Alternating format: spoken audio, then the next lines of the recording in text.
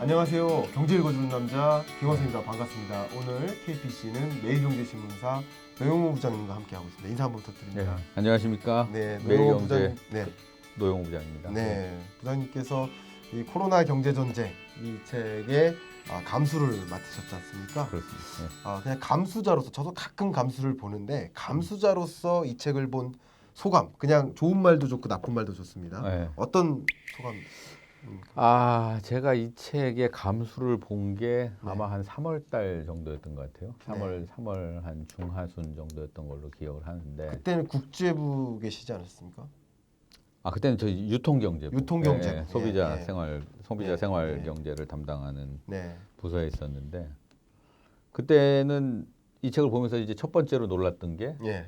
이게 지금 너무 상당히 이 속도가 빠르다. 그러니까 그 당시에 우리나라 코로나가 한창 진행이 되던 시기였고 우리나라는 미국은 아예 본격화가 아직, 되기 전이었습니다. 그 팬데믹 당시 선언 전이죠. 팬데믹 선언 전이었고 그다음에 이탈리아, 중국, 뭐 스페인 정도가 이제 코로나가 이제 번져 나가던 그런 시절이었는데 거기서 벌써 이 코로나의 어떤 본질, 코로나로 인한 그 보건의 문제가 해결되지 않았는데 그 문제가 바로 경제로 이어질 거라고 예단을 하고 예측을 하고 그리고 경제의 어떤 핵심을 갖다가 이제 한번 코로나로 인한 경제 충격의 핵심이 뭔지 이런 것들을 분석하는 노력을 이미 세계 석학들이 이미 다 끝냈다라고 하는데 상당히 충격을 받았고 이게 우리나라보다 훨씬 빠르다 이런 좀 그런 생각을 했습니다. 우리나라는 이미 우리나라보다 속도가 느린 미국에서 느림에도 불구하고 그런 생각을 그 했다는 본질을 것은. 파악을 하고 있구나. 이 코로나가 전체적으로 글로벌하게 확산될 수밖에 없고 결과적으로 그 코로나는 경제적인 그 충격을 가져올 수밖에 없다라고 하는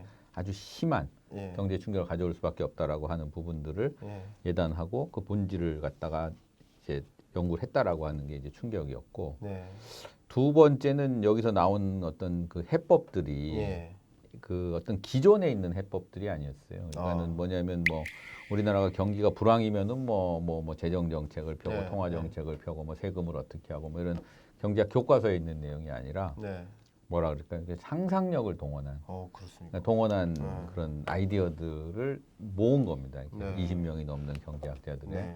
그렇기 때문에 이제 상당히 뭐 우리 그 박사님, 김 박사님처럼 경제를 잘 아시는 분들이 볼 때는 악유할 수 있어요. 이거 뭐 이게 근거가 뭐야?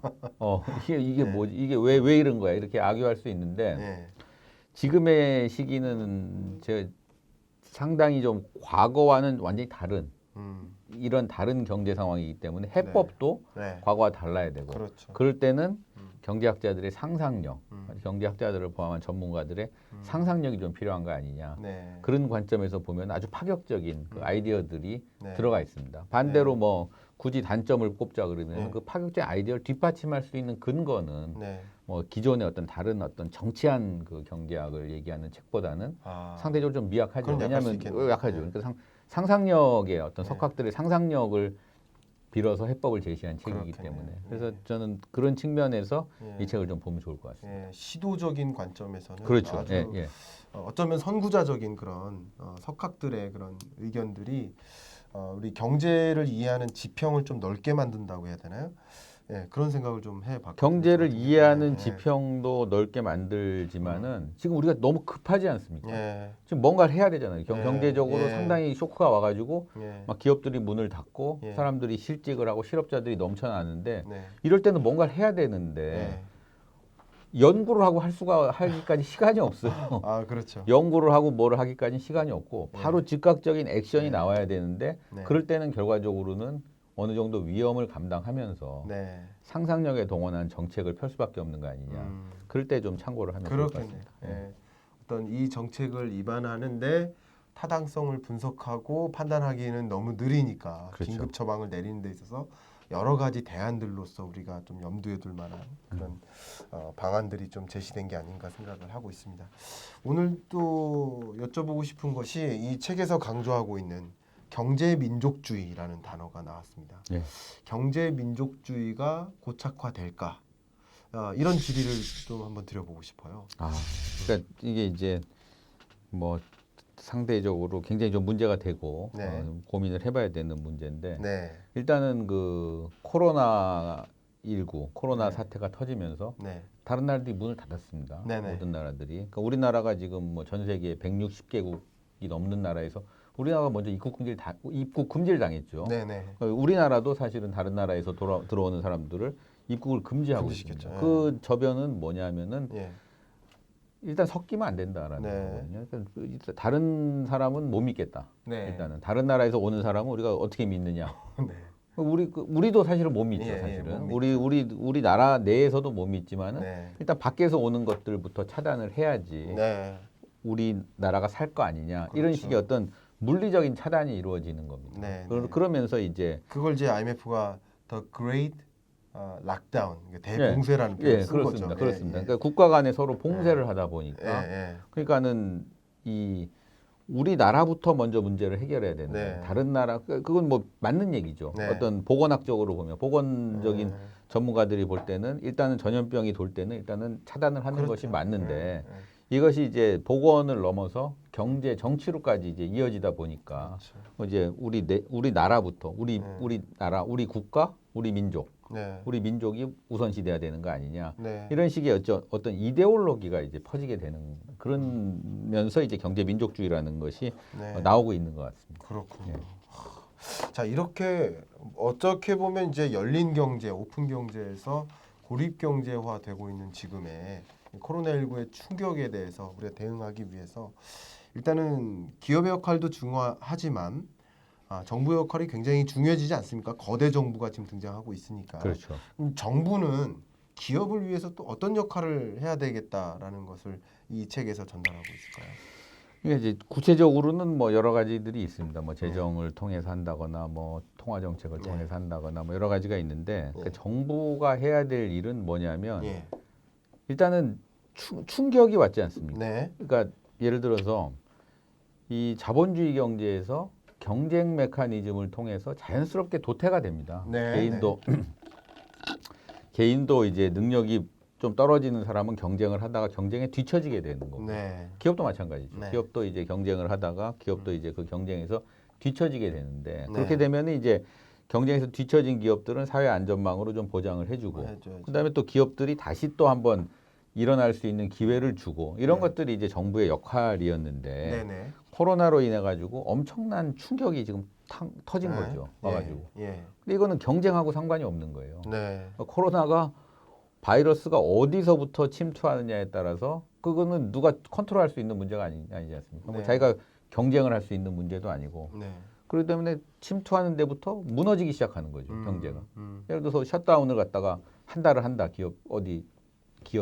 그럼 그 기업 버티기가 어렵습니다. 그렇겠네. 근데 그 기업이 그럼 그게 기업의 잘못이냐 이거죠.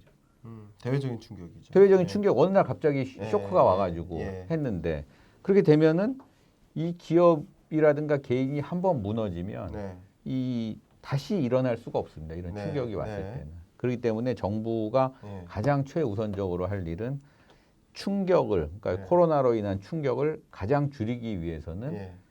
무조건 살려야 되는 거예요. 오케이. 실업자도 살려야 되고 정부도 살려야 됩니다. 네. 그러니까 기업도 살려야 됩니다. 기업도 네. 살려놓고 예. 산다는 게 막 이렇게 예. 키우지는 못하겠지만은 예. 생명을 끊어놓으면 안 된다라는 거죠. 오케이. 그러니까 생명을 끊어놓지 않은 상태에서 예. 코로나가 진정이 되면 네. 그때 되면 이제 다시 또 경쟁을 하면서 기업들 간에 뭐 자본주의 시장 어떤 룰에 따라서 경쟁을 하면서 이제 옥석이 가려지는데 지금은 그런 걸 가릴 때가 아니라 네. 위험한 기업들은 정부가 할 수 있는 최대한을 해가지고 살려야 된다. 예. 그게 이제 그 가장 지금 중요한 메시지라고 볼 수가 있습니다. 지금 현재 우리나라 정부도 말 그대로 그런 액션들을 하고 있잖아요. 하려고 노력을 하고 있는 거죠. 우산을 막기 위한. 맞습니다. 예, 예. 근데 저는 이제 이 방송이 음. 알귀하는 것은 아닙니다. 컨셉 예, 자체가 예. 알귀하고자 하는 것은 아니지만 다른 입장에서의 의견들이 있어요. 뭐냐면 반대의 의견이 뭐냐면 이런 위기에 처했을 때 구조조정 되어야 할 기업들은 구조조정 되어야 되고 예.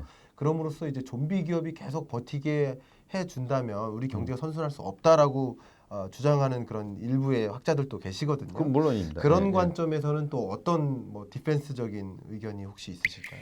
정상적인 상황이라면 그게 맞고요. 네네. 예를 들어서 이 충격이라는 것 자체가 예. 대단히 뭐라 그럴 그러니까 이 경기 사이클, 그러니까 네. 경기 사이클과 맞물린 충격. 예를 들어서 네. 뭐 금융위기 때처럼. 금융위기라든가 네. 금융위기는 어떻게 나타났냐면은 네.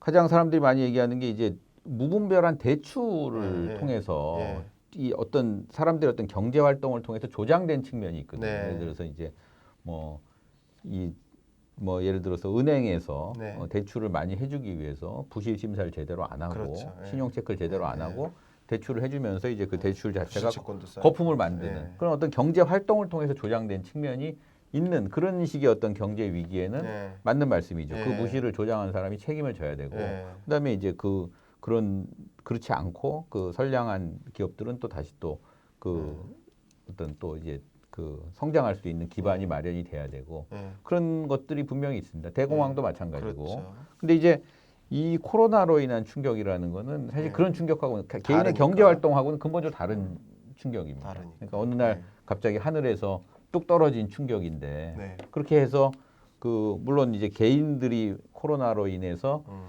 그 뭐 충격을 받는 거는 받고 이렇게 개인들이 피해를 보는 건 어쩔 수가 없지만 네. 국가 차원에서는 그거를 갖다가 코로나로 인해 충격을 받았기 때문에 당신은 구조조정돼야 된다. 이건 너무 가혹하고 오케이. 이 시장 자본주의 경제 원리도 맞지 않는 거죠. 결국 지금 그러니까 이제 말씀하시고자 하는 내용을 잘 들여다보면 기본적으로 기존 금융위기와는 전혀 다른 위기다라는 그 데피니션의 그렇죠, 문제인 그렇죠. 거예요. 데피니션 자체가 다르니까 예. 지금은 지금 상황에 맞게 도산을 방지해서 어쩌면 이게 일시적인 충격이 될 수 있는 거니까 예. 그것으로부터 도산하는 위험까지는 가지 않도록 하는 거 음. 그런 것이 이제 나름의 선순환 구조를 또 만들 수 있도록 하는 거. 코로나19 사태가 끝나면 도산 위기에 처한 기업들이 다시 또 회생될 수 있는 여지가 많기 때문에 물론입니다. 그런 예. 일시적인 충격을 막기 위한 정부의 역할이 굉장히 중요하다 이런 말씀 주신 대단히 것 같아요. 중요합니다. 자 그러면 이제 정부의 역할 이제 말씀하셨고요.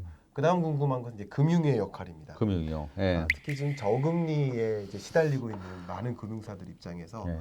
어떤 역할을 또 수행을 해야 될까 또 의문이 많이 들거든요. 예, 참 상당히 어렵죠. 좀 예, 어려운 특히 얘기입니다만은 이제 우리 금융부의 저는 이제 팀장님으로서 그렇죠. 예, 제가 예. 그 좀 뭐 개인적인 생각도 좀 가미를 해서 네네. 좀 말씀을 드리면 네. 이제 금융이라고 하는 것은 상당히 좀 약간 이중적인 성격이 있는 것 같아요. 그러니까 뭐냐면은 이 적재적소에 이제 돈을 예. 공급을 해주는 아주 그 선한 얼굴도 하고 있지만 네. 상대적으로 이게 경제 위기가 왔을 때는 예. 서로 이제 리스크를 관리해야 되는. 그렇죠. 그러니까 리스크 관리해야 된다는 거는 결과적으로 이제 자기 금융기관을 보호해야 된다는 보호해야죠. 그런 또 이중성이 있습니다. 이중성 있죠. 그 이중성이고 그건 또 대단히 합리적인 의사결정 과정이고. 그럼요. 근데 이제 그렇게 됐을 때 모든 금융기관이 내가 살기 위해서는 어떻게 해야 되냐면은 예. 대출을 회수해야 되는 예. 거예요. 예. 자금을 갖다가 예. 이렇게 이제 이 코로나로 위기에 빠진 기업의 자금을 예. 회수를 하는 것이 금융기관을 살리는 길. 아니, 금리도 낮아지고 수익성도 떨어졌는데 리스크는 다 짊어질 수는 없는 거잖아요. 없죠. 금융 입장에서. 그렇죠. 자, 그렇죠. 그러면 이제 개별 금융기관 입장에서는 네. 하루빨리 대출을 회수하는 게 네. 가장 베스트, 가장 그렇죠. 좋은 정책이죠. 예. 장사 안 하는 거죠. 그렇죠. 그대로. 예, 말대로 저 예를 들어서 네. 제가 이제 돈을 빌려주고 다른 분도 돈을 빌려줬는데 네. 네. 먼저 이렇게 회수를 해야 될 거 아니에요. 그래서 네. 나중에 어떻게 될지 모르니까. 그렇죠. 예. 그런 차원의 문제인데 예. 그렇게 되면 어떻게 되느냐 하면은 네. 결과적으로 이제 기업이 망하게 되겠죠. 그렇죠. 기업이 망하게 되면 그 버든이 다시 또 금융기관으로 가게 됩니다. 그럼요. 또 다시 오는 거죠. 예. 그러니까 이제 금융의 역할이라고 하는 것이 금융기관의 어떤 합리성에 기반한 행동이 예. 모였을 때는 그게 비합리적이 될 수가 있다. 그게 이제 어떤 역설이네요. 역설이죠. 합리성의 역설. 그러니까는 네. 경제가 정상적으로 굴러갈 때는 네. 그런 게 이제 아무 문제가 안 되는데 이제 네. 위기 상황이 닥칠 때는 항상 그런 어떤 금융은 역설적인 상황을 낳게 됩니다. 네. 뱅크런이라고 그렇죠. 개인들도 마찬가지죠. 그럼요. 뱅크런이라고 뭐 이 책에도 나옵니다만은 네. 예를 들어서 은행이 망할 것 같다 이거예요. 네네. 우리 박사님이 예금한 은행이 망할 것 같다 이거. 그럼 제일 먼저 뭘 하겠냐 이거죠.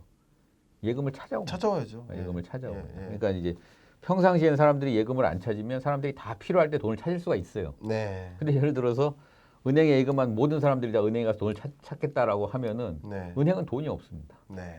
그렇겠네요. 은행은 그 돈을 갖다가 예. 예. 예금자들을 중개죠, 뭐 중개. 중개 역할을 중개 그 돈 어디 딴 데가 자기 있는 돈이 거거든요. 아닌 거예요. 그 돈이 물론 있긴 있죠. 그렇지만 그 돈은 딴 데가 있는 거예요. 그렇죠. 그렇기 때문에 일시적으로 사람들이 몰려가면은 은행은 돈이 없어요. 그럼 은행이 문을 닫겠죠. 문을 닫으면 어떻게 되나요?